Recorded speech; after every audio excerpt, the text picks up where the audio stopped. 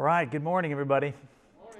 Our text is Romans 7, verses 14 through 25. Or at least that's a text we're going to come back to in our discussion. And I'll begin by reading it, although this is a notoriously difficult text to read. We get a little bit of a little glimpse into the Apostle Paul's mind here, and so I'll do my best. It's a different translation than I'm also used to, because I think it perhaps speaks more clearly to the point than the ESV, which is the one I usually read, but I'll give it my best shot. We know that the law is spiritual, but I am unspiritual, sold as a slave to sin. I do not understand what I do, for what I want to do, I do not do, but what I hate, I do. And if I do what I do not want to do, I agree that the law is good. As it is no longer I myself who do it, but it is sin living in me. For I know that good itself does not dwell in me, that is, in my sinful nature. For I have the desire to do what is good, but I cannot carry it out. For I do not do the good I want to do, but the evil I do not want to do, this I keep on doing. Now if I do what I do not want to do, it is no longer I who do it, but it is sin living in me that does it. Well, that went really well, actually.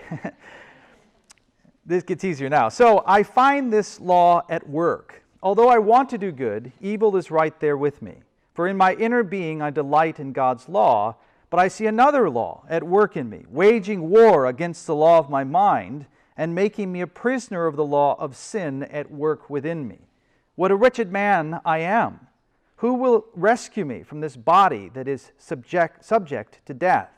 Thanks be to God, who delivers me through Jesus Christ our Lord. So then, I myself in my mind am a slave to God's law, but in my body a slave to the law of sin.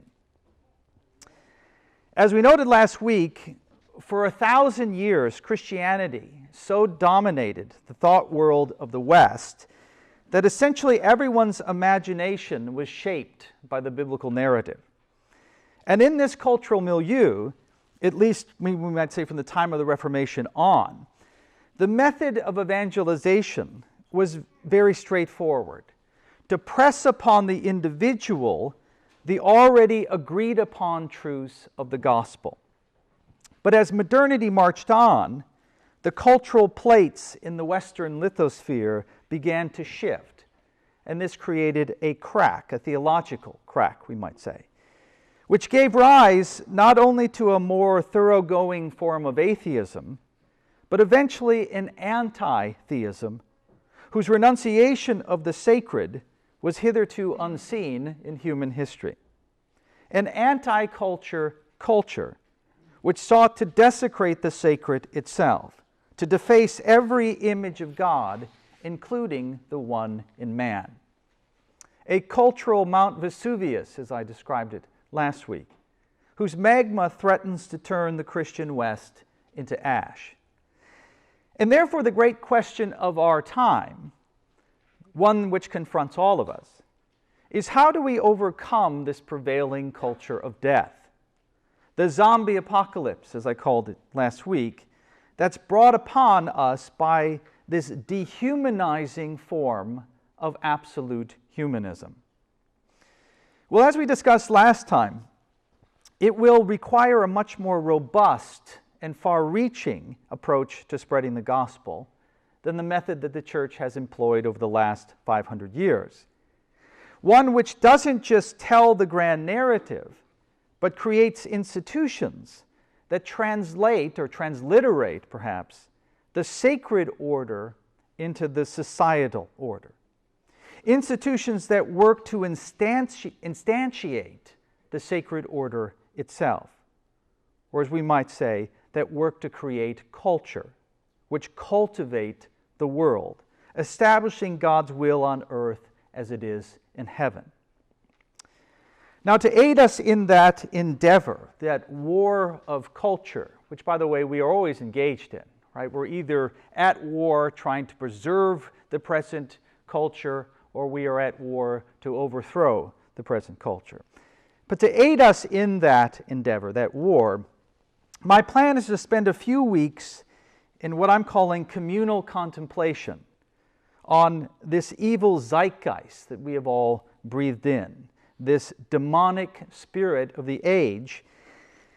And then I want to open it up to conversation as to how we can, or what we can do specifically to exorcise this spirit out of us, or we might say to expire it, to breathe it out of the body politic. Now, in an effort to limit the scope of these lessons, because an exhaustive account of the genealogy of the late modern social imaginary, the late modern worldview, would require, I don't know, perhaps a year's worth of sermons in order to do it justice. And so it's a topic, if we're going to get into it very specifically, might be better suited to the classroom rather than the pulpit. So what I'm going to do, just so that we can get a sense of it, get a foundation so that we have somewhere to go from, I'm going to restrict our discussion to the notion of the self that has come to dominate the late modern West. Now, by the self, I mean not just an awareness of our individuality, what we often call self-consciousness, but something beyond that, an understanding of the telos of man, of his purpose, of the role humans are to play in the grand narrative. And so self, as we're going to use it, involves notions of human flourishing and identity. In fact, I'm going to use the words identity and self interchangeably in this discussion. So we might say that the self is our often complex answer to the question, who are you? A query which indicates how relational our identity is, because it's a question that someone asks someone else in order to form a relationship with them, even if it's just, a peripheral sort of association. But when you want to establish some kind of association with someone, one of the first questions you're going to ask is, who are you? And it's also, the answer to that question almost always entails reference to a relation. Right? I'm a husband or a brother, a father, a son, a minister, etc. Even if I just answer the question of who are you with my name is Bradley Helgerson, Helgerson is a family name, and so it points to relation.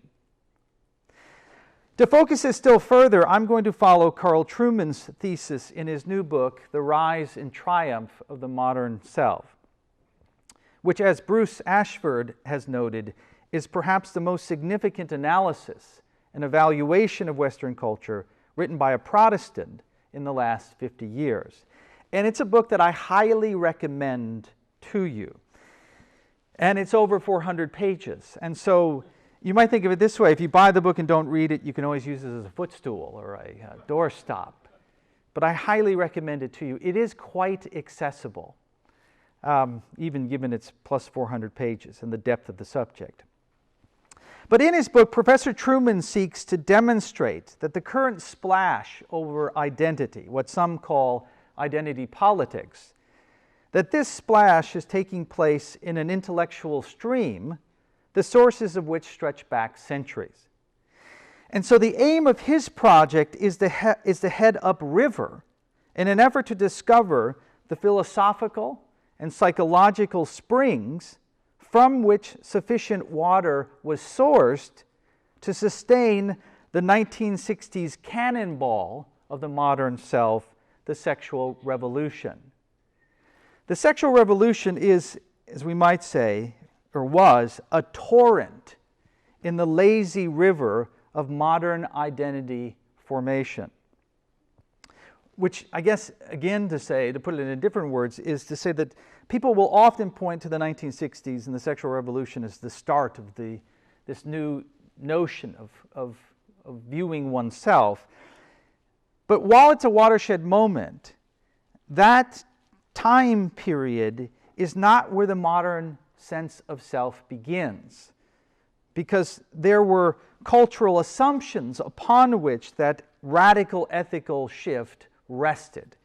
And it's to those deep intellectual wells, right, to those sources, the older sources of the modern self, people like Jean-Jacques Rousseau and Sigmund Freud and others, that Truman hopes to draw from those intellectual wells a refreshing perspective on our current cultural crisis.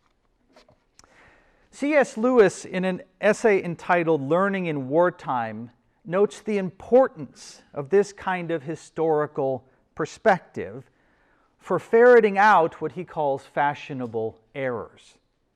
He writes, "We need intimate knowledge of the past, not that the past has any magic about it, but because we cannot study the future, and yet we need something to set against the present, to remind us that the basic assumptions have been quite different in different periods, and that much which seems certain to the uneducated is merely temporary fashion.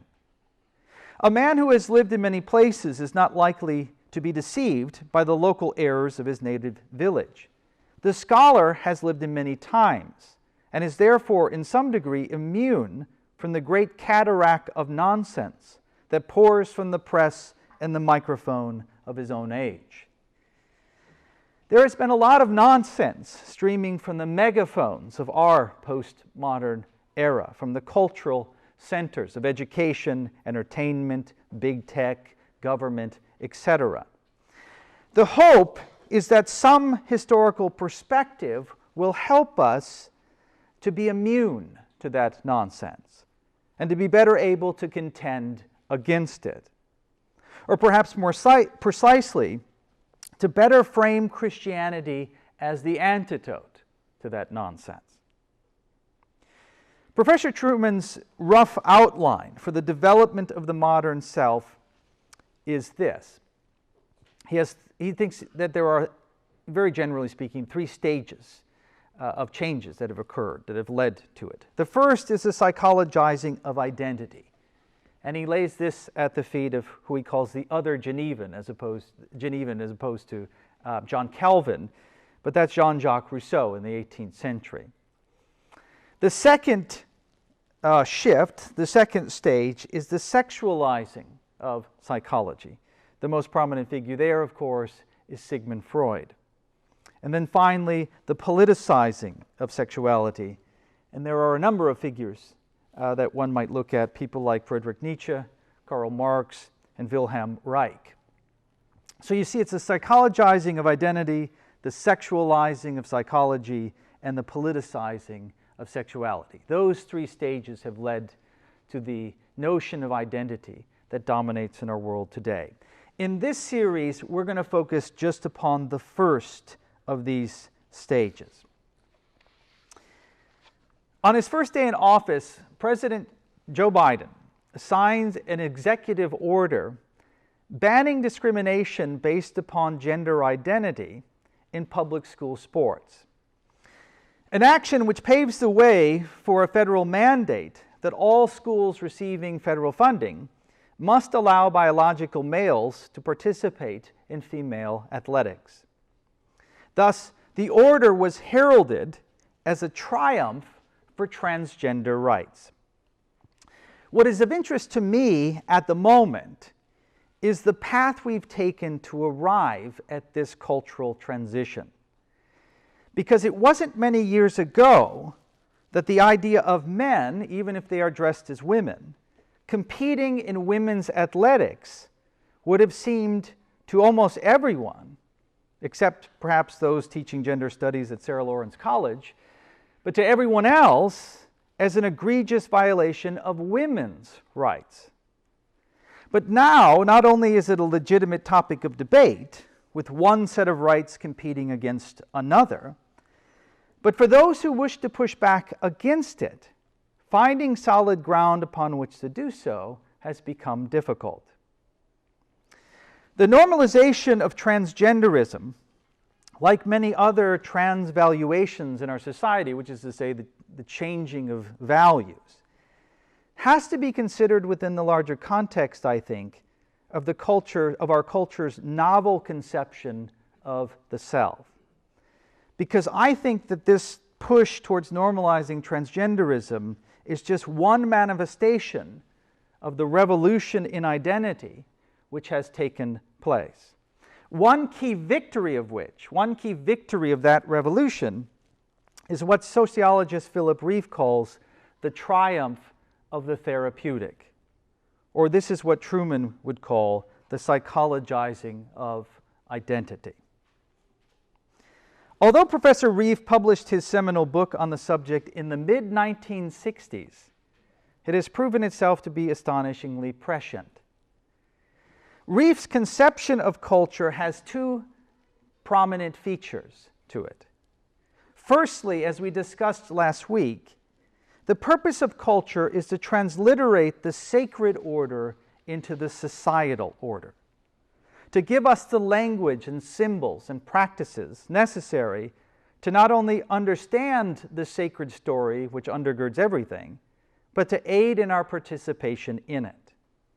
In the Christian world, this is what Scripture and sacrament come together to do, and what every cultural institution aims to achieve, to bring societal order in line with the sacred order, God's will on earth as it is in heaven, in other words. Rieff's second cultural feature emerges from this first one. If institutions are to successfully shape us into the divine image, then we must be outwardly oriented, meaning that our identity is to be sought not within our own individuality per se, but in conforming ourselves to the purposes of a larger community. That salvation, from a Christian point of view, that salvation is to be found in the body of Christ, or the assembly of the saints, or the royal priesthood. Now, such a conception of culture doesn't erase the notion of individuality, the necessity of personal professions of faith, in other words. It's not a form of collectivism where we lose the individual, but merely recognizes that identity is rooted in belonging. And thus it is something that is given to you, not something that you create for yourself. I mean, imagine for a moment your identity void of any relation whatsoever, including familial relation and divine, a purely individualistic concept of the self. That's a thought experiment which ends in your disappearance, right? It's not possible. You can't picture really anything in your mind. Which is to say that it's not just extreme collectivist views that can lose the notion of the individual, but quite paradoxically, in hyper-individualistic ones as well. Or to use a different metaphor that I used last time, which is imagine trying to define yourself as a character in a story that has no plot. The point is that identity comes in community, in being part of a larger story. And most fundamentally, it's a community which you didn't create, and a story which you didn't write. The community of your family, for example, was there before you were born into it. And the same is true of God's family and the scheme of redemption, the meta-narrative of history that we read about in the Bible.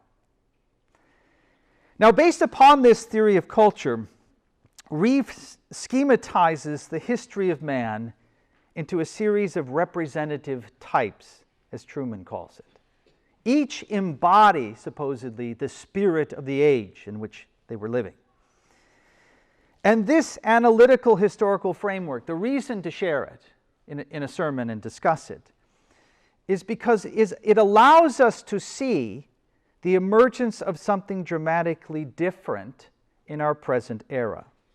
A dramatic shift from an outward orientation concerning identity, which marks all previous ages, and an inward one.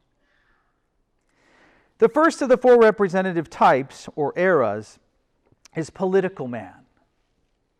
And what dominates this person's imagination is a Platonic or an Aristotelian vision of the good life. As such, the political man finds his identity in the polis, in the Greek city-state. This is where his sense of self is rooted, in the activities of public life, in attending the assembly, in debating in the Areopagus, and serving in the citizen army. The purpose of classical education, after all, was to prepare male citizens to fulfill their civic duty. For man is a political animal, as Aristotle wrote. And interestingly, there is a neoclassical Christian education movement that's become prevalent in the last couple of decades. And its purpose is to prepare citizens for a life of service in God's kingdom, but it uses quite a few of the same principles. Now, as Christianity takes over the West, political man is replaced by religious man. This archetype is perhaps best represented by Christendom in the Middle Ages, in which the entire community was centered around participation in the Christian religion. And what provides religious man his sense of self is his participation in religious activities, in attending Mass, observing religious feasts, giving alms, and other things. Truman rightly points to Chaucer's Canterbury Tales as a classic representation of this cultural type. While each character in that book is an individual with his own profession of faith, ultimately all of those characters find their identity in a communal context, as pilgrims on a journey to Canterbury. That quest is what gives their life direction, meaning, and value. Now, as we get into the modern era, religious man is succeeded by economic man. Economic man, of course, receives his sense of self in commerce, in trade, and production. His part in those things, particularly. People forming their identity around their occupation, their affiliation with a trade union. And my grandfather, when I think of my grandfather, he would have fit into this category best, I think. He saw himself primarily as a worker and a provider for his family. The rise of capitalism, the influence of the Industrial Revolution, and the flight to the cities, no doubt helped promote this approach to identity. But because the means of production in a capitalist economy can change rapidly, as Karl Marx noted, by the way, Rieff saw this as a temporary type, and it was soon displaced by our present representative, psychological man. A character who, instead of gaining his sense of self through conformity to the purposes of a larger community, seeks it through autonomous self-expression. Now, Rieff's schematic, as an attempt at historical analysis, is actually an abysmal failure. It's far too simplistic of a set, sort of a grid by which to give us that much information concerning what really took place in history. I mean, just as a few examples, depending on how we might define the word, political man in ancient Athens was as religious as medieval man in Rome. The center of the ancient Roman city would have been the temple, just as the cathedral is the center of religious Christian man's city. And it is not as if the ascendancy of inner psychological narratives that we'll discuss in more depth in just a moment, but that as a means of reflecting upon identity emerges only in late modernity. On the contrary, many scholars think that it finds its roots in the writings of the New Testament. A great example of which is the inner monologue that I tried to read in Romans 7. For I do not do the good I want, but the evil I do not want is what I keep on doing. The conclusion of that sort of internal monologue that Paul writes is him saying, so then I myself in my mind am a slave to God's law, but in my body a slave to the law of sin. So there's clearly an inwardly directed sense of self that's present in the first century as Paul is writing about that. And that kind of sense of self is put on full display in the 4th century with Augustine as he writes his autobiography, the Confessions. And we might even say, moving forward in history, Martin Luther. If you know the history of Luther and the beginning of the Reformation, he's sort of the quintessential mixture of religious and psychological man. As Truman notes, he was an Augustinian friar whose life would have revolved around religious observances, and yet whose introspective angst played a key role in the birth of the modern age, in the birth of the Reformation. So the point being is that that kind of complexity is found throughout history, and Rief's schematic simply doesn't account for it. However, as James Davidson Hunter argues, the worth of Rief's kind of typology, of this schematic, is to be measured by the utility of what it allows us to see rather than by its strict historical and analytical accuracy. And what this schema allows us to see is this dramatic shift in the late 20th century from an outward orientation concerning our sense of self, which, as I said, marks all previous eras, to an inward one. Professor Truman describes this radical turn inward as follows. The ancient Athenian was committed to the assembly, the medieval Christian to his church, and the 20th century factory worker to his trade union and working man's club. All of them found their purpose and well-being by being committed to something outside themselves. In the world of psychological man, however, the commitment is first and foremost to the self and is inwardly directed. This novel approach to identity is rooted in the romantic expressivism of the late 18th century, beginning most notably in the writings of philosopher Jean-Jacques Rousseau. This was a period of time that philosopher Charles Taylor sees as the beginning of what he calls, and I love this phrase, the age of authenticity, where identity comes through the autonomous discovery of one's most authentic desires, and then being courageous enough to express those desires and to become one's true self. Right? This is to look into your own heart, and you have to decide which of those desires are really you and should therefore then be expressed, and which of those desires are not you and should therefore then be suppressed. This is, and we've discussed this before, but in terms of what Robert Bellah calls it, which is expressive individualism. Which is to say that in late modern culture, it's heroic to say, I don't care what my family or community or what anyone says, any authority whatsoever. I don't care what they say. This is who I am.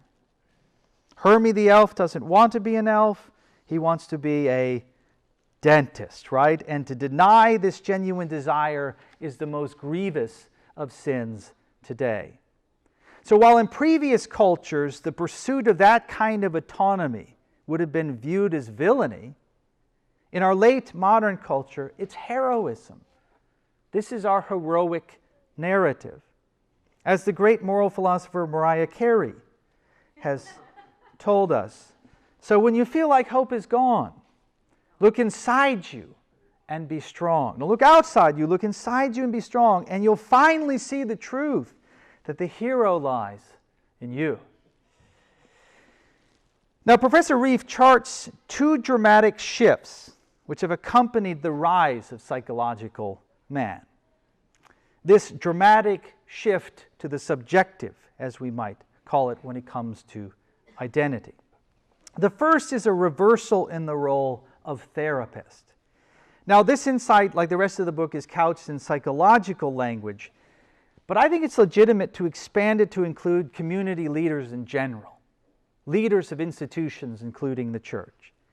Traditionally, the task of leaders, like the apostles, prophets, and shepherds in the Christian conception, is to train individuals in the language, symbols, and practices of the community so that they might effectively participate in it. For this is where the true self is to be found in fulfilling one's role in the sacred order. And thus the community was seen as a force for good for the individuals who constituted it. That idea, however, faced significant criticism in the 18th century, as we said, where the individual was pitted against the community. Jean-Jacques Rousseau, for example, regarded the notion of communitas, of community, as nothing more than a hindrance to the full expression of the authentic self. And by the time we get to Friedrich Nietzsche 100 years later, cultural institutions, and in particular in Nietzsche's case, the Christian church, is not just a hindrance to expression, but it's become a dehumanizing restraint. That what these institutions do is that they deny life for the individual who adheres to them, who conforms himself to them. They're life-denying, is the language that Nietzsche uses. And so what one must do is cast off these institutions. If humanity is going to flourish, this is what's necessary in order to become fully human, or in Nietzsche's language, in order to become the Übermensch, the Superman, right? For us finally to be independent and to exert our will. Although Nietzsche he was somewhat skeptical as to whether or not modern man was going to do that. He thought we were weak, and so we would probably just submit ourselves to these institutions. What I think has actually happened, likely, is that we finally are asserting this kind of absolute autonomy, but instead of turning us into supermen, it's turning us into weaklings. The purpose of therapy, then, in this view, is no longer to socialize the individual. I mean, I remember when we first started homeschooling, it was like, how are you going to socialize? How are you going to socialize? Now, if you talk about socializing, it's the worst thing you can possibly do to your kids. Don't socialize them, right? But the purpose of therapy, then, is not to socialize the individual, conforming him to the ethos of the community, and more broadly to the divine order itself, but freeing and protecting him from its smothering strictures. Unrestricted self-expression is central to human flourishing, and therefore it must be protected at all costs. This leads to the second reversal, which concerns the role of institutions, and it's really very much tied into the first. Under this sovereign self-ethic, rather than individuals being the handmaidens of the institutions have become the slaves of the individual. In fact, they become the slaves of the individual's personal sense of self. And as a result, institutions cease to be places for the forming of individuals and instead become platforms for their performance, is how Truman puts it. In other words, you don't go to a college or a university anymore to be formed, right, by the sacred order, to be formed by the ethos of the community. It's not about the freshmen who show up and now we're going to shape and form them. We don't come to be formed, but we come to perform, right? Or maybe it's more precise to say to be formed by performing, which helps explain many seemingly bizarre trends, including the creation of safe spaces on college campuses. By the way, there's no need of safe spaces at most churches because people won't preach the full counsel of God, and so the preacher never actually says anything to challenge you, and so there's no need for a safe space. Which, by the way, it makes me think that, a good question to ask ourselves, just as an aside, a good question to ask yourself is, why do I go to church? Is it to be conformed, right, or is it to perform?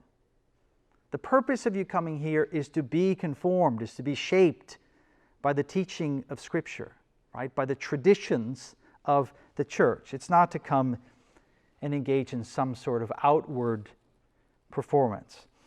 But this is what we see in higher ed, right? This idea of a safe space is a place where students can go to be protected from ideas that challenge their deepest convictions, which might question their own interpretation of themselves and may disrupt their sense of psychological well-being.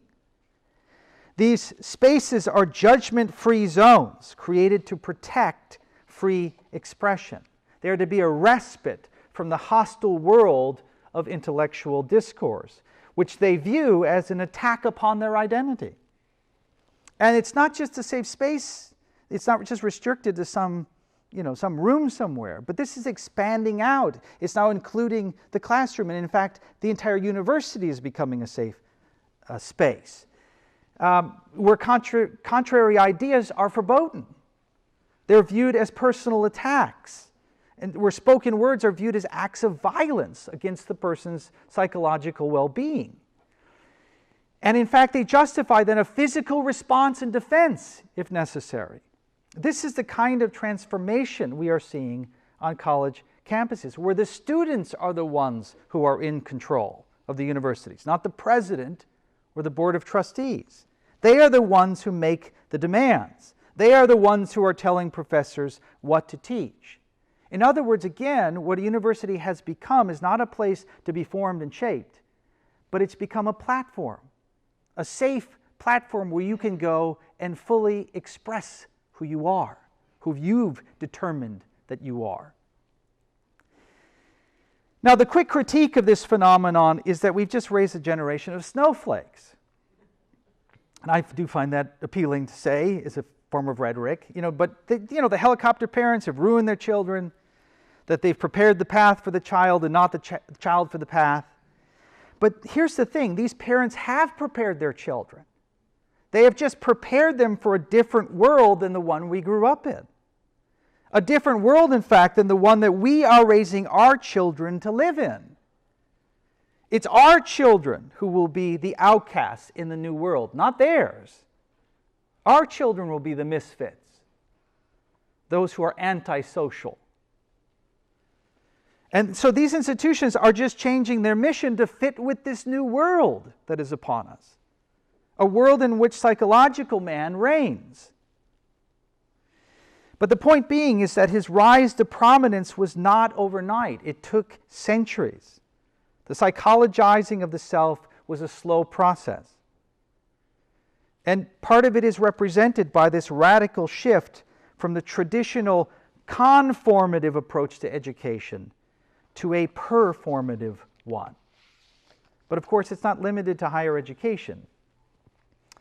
But this sense of self has infected all of our institutions, the arts, entertainment, athletics, the media, the military, the church, etc. It is the mindset that gives credence to our president writing an executive order to protect the participation of transgender athletes in female sports. For one's gender identity, meaning one's inner feelings concerning their gender, is to be given priority over the biological fact of their gender. And this only makes sense in a world where the self has been thoroughly turned inward, where feelings now must reign, even if they contradict biological facts. And here's the key point. The reason why they must reign is because these individuals, their sense of identity is dependent upon it. This is where they get their sense of who they are, meaning, purpose, and value in their life. So unless we are able to give them an alternative source of identity, what choice do they have? They're in a terrible place. They have to choose between objective facts and maintaining their sense of identity, of forestalling despair. Most people are not going to embrace despair, even if that means giving up objective reality in order to do so. Most people will continue to cling to their worldview, to their sense of self, no matter how flimsy it might be. And so part of what we have to do is offer them an alternative. And of course, when it comes to Christianity, we do this better than anyone else, where you find your sense of identity. Talk about objective. I'm talking about transcendent, right? That transcends this world, where you find your identity in the Son of God, the Lord Jesus Christ. So another result then of the rise of psychological man, this radical turn to the subjective, is the sidelining of what's called the correspondence model of truth, where something is true if it corresponds to reality, if it corresponds to the sacred order, for that matter. It's the notion of objective truth, that something is true whether anyone believes it or not. And the consequences of individuals, but even more so of institutions, denying this philosophical principle will be catastrophic. Deny gravity by jumping off a high-rise building and the consequences are immediate. Deny biological gender and the consequences may be delayed, but they will be no less tragic. And so also, to go back to the original illustration, for feminists, who a generation ago arbitrarily dismissed the differences between men and women, flouting the sacred order, who now wish to deny transgender men the same advantage, upon what ground do you stand to do so? To what will you appeal? Strict egalitarianism, as you did before? That unless we are equal in every single way, then we are not equal? That is the very argument that transgender men are making to compete in women's athletics. Apart from an appeal to the sacred order, you have nothing upon which to stand. Equity for one is often unfairness for another. So there are two questions left unanswered by what we've presented so far. Firstly, if the inner psychological life of the individual is sovereign, then identity becomes as unlimited as the human imagination itself. And yet, we notice that some expressions are given special protections, while others are not. And so a very interesting question is, why is there that discrepancy? It's a tension that we see within the woke movement between transgender rights and women's rights. So that's one question that needs to be explored. Secondly, why is it so important for someone's self-expression to be acknowledged by society at large? Why is it not enough just to be granted the freedom to think as you please, and for the most part, as long as you don't hurt someone else, to do as you please? Why is that not enough? Why must everyone else affirm your choice, your expression? Why can't a baker who says, listen, I don't want to participate in the gay wedding by making the cake, there are other bakers that you could go to, right, who are happy to do it, I just don't want to do it. Why is it not acceptable to just say, okay, fine, and go somewhere else? Why do you have to force that baker to his knees and say, no, you will affirm me? It's an interesting phenomenon. So those are the two questions I want to explore next week as we continue this study.